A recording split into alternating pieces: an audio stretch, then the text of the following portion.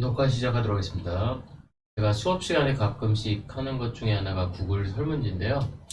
학습지보다는 웬만하면 설문지를 좀 하려고 합니다. 왜냐면 바로바로 학생들의 아는 정도, 어떻게 뭔가를 잘 모르고 있고 뭔가를 잘 아는지 통계 자료를 얻기 위해서 하는데요. 여기 응답 지금 145명, 2학년 8개 반을 했는데요. 여기 맨 처음에 저는 반번호 이름을 이렇게 쓰라고 합니다.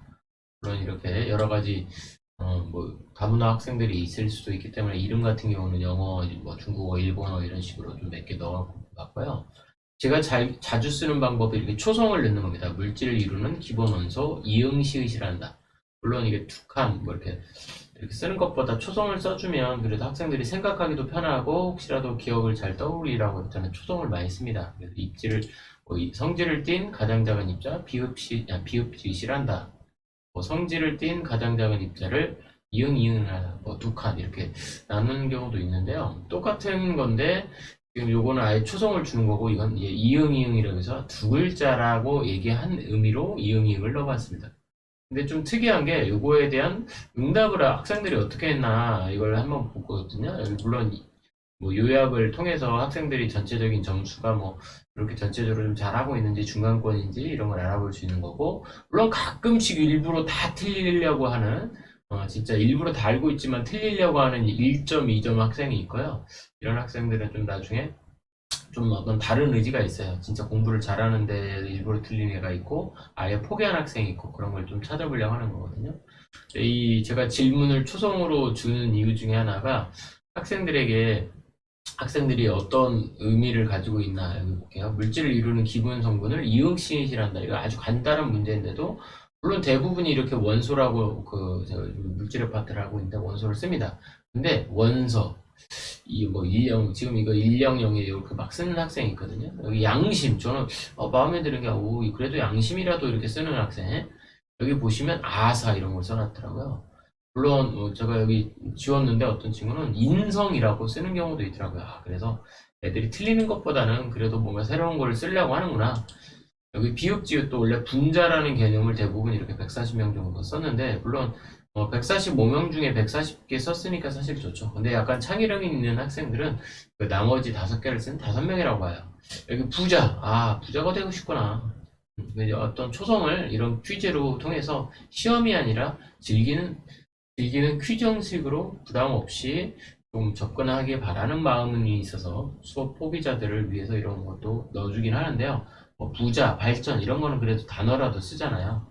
근데 여기에다가 아예 바지 아니면 아까 이상하게 계속 100 이렇게 쓰는 학생이 있어요. 계속. 이 친구는 그럼 분명히 지금 어떤 테스트나 이런 퀴즈 자체를 풀기도 싫어하는 애구나 라는 생각 들어요. 여기도 보면 이제 원자인데 문자 이런 거 쓰는 애 있는데 아예 모르겠어요 이렇게 쓰는 애들도 있지만 여기 아예 모르겠다는 애들도 있지만 여기 보시면 알겠지만 이렇게 원소기호 할 때도 1001 막 이렇게 숫자만 지금 이건 찍는 거거든요. 문제를 안 풀고 그냥 계속 찍는 애가 있다는 겁니다.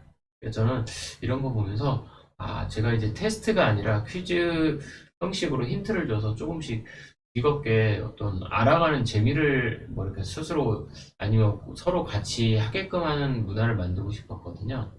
그래서 지금 제가 패들렛에다가도 이렇게 그림 퀴즈 만들기 이런 걸 하거든요. 근데 창의력 있는 애들은 이렇게 합니다.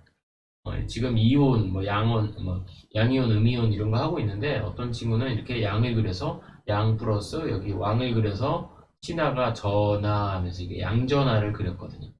선생님 머릿속에서 나올 수 없는 어떤 그림 퀴즈를 만들기 위해서 학생들의 참여를, 흥미를 좀 높이기 위해서 저는 이렇게 초성 퀴즈, 그리고 초성을 좀 넣어줘서 초성으로 학생들에게 조금 서로가 즐거운 질문을 할 수 있게끔, 퀴즈를 낼 수 있게끔 합니다.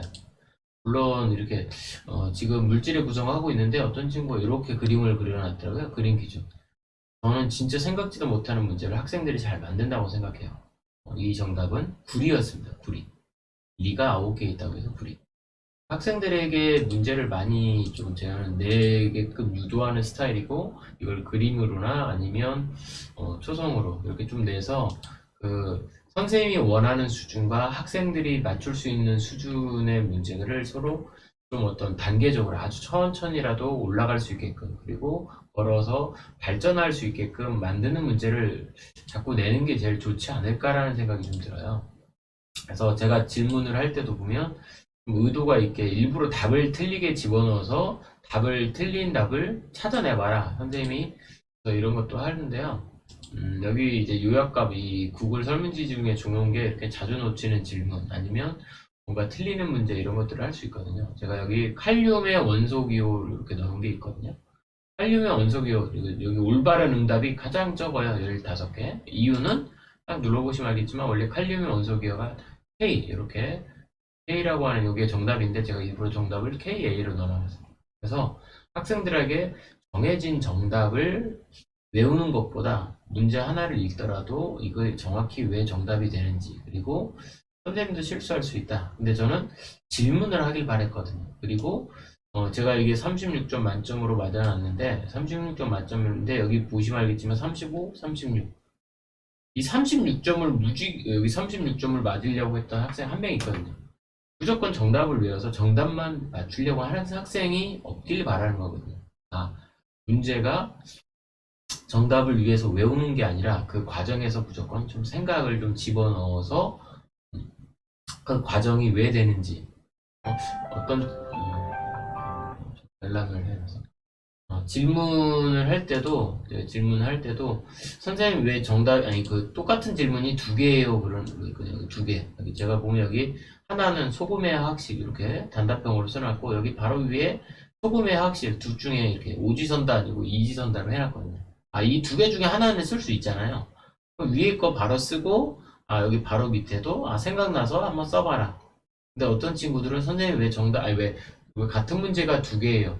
물론 소금의 화학식, 하나는 객관식, 하나는 화학식. 제가 하나는 왜 단답형을 쓰고 하나는 이거 고르는 거느냐? 찍어서 맞출 수도 있잖아요. 우리가 찍어서 맞추는 걸 확인하기 위해서 사실은 이지선다, 사지선다, 오지선다를 하지만, 그리고 중요한 건 학생들이 진짜 알아서 문제를 푸는 건지를 알고 싶은 건데, 저는 학생들에게 이거를 제가 이 소금 말고 사실 염화칼슘의 화학식 쓰라고 하면 여기 이자가 사실은 좀 작아야 되거든요. 이자를 작게 써야 되는데 선생님 이거 어떻게 써야 돼요? 라고 질문하는 애들도 있거든요. 그래서 진짜 알고 싶으면 자꾸 친구에게든 선생님이든 물어봐야 된다. 그리고 이런 퀴즈를 낼 때도 학생들이 어떤 생각을 가지고 문제를 푸는지, 이거를 좀 서로가, 선생님들도 좀 생각해 봐야 되지 않을까라는 생각을 합니다. 진짜로 학생만 시험 보는 사회가 아니라 선생님도 시험을 통해서, 어떤 퀴즈를 통해서 어떤 다양한 생각을 가지고 있나, 어떤 마음으로 지금 공부하려고 하는지, 그 공부하려는 의지가 꺾여진 것은 선생님이 아닐까라는 생각을 좀 합니다. 그래서 저는 조금 학생들, 그 민주주의처럼 학생들이 낸 문제로 학생들이 스스로 좀 즐겁게 하면서 공부의 맛을 좀 알아가고, 그런 하나하나 알아나가는 재미를 좀 유도해 나가는 문제 퀴즈, 이렇게 힌트를 좀 줘가면서 서로 좀 질문할 수 있는 그런 사회를, 그런 학교를 꿈꾸고 있습니다. 오늘의 제 생각이었습니다. 여기서 마치겠습니다.